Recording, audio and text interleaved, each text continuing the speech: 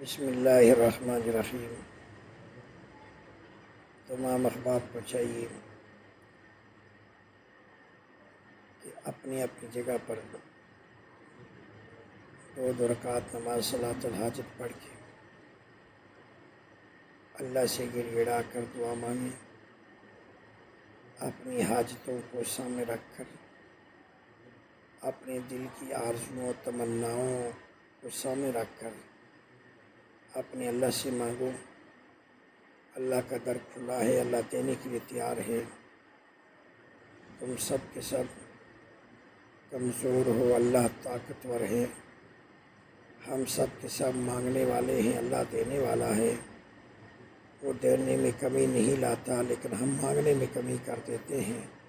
تو تمام احباب کو چاہیے کہ دل کھول کر اپنے اللہ سے مانگو، بخشش طلب کرو، رزق طلب کرو، عزت طلب کرو۔ اللہ سب کچھ عطا کرے گا۔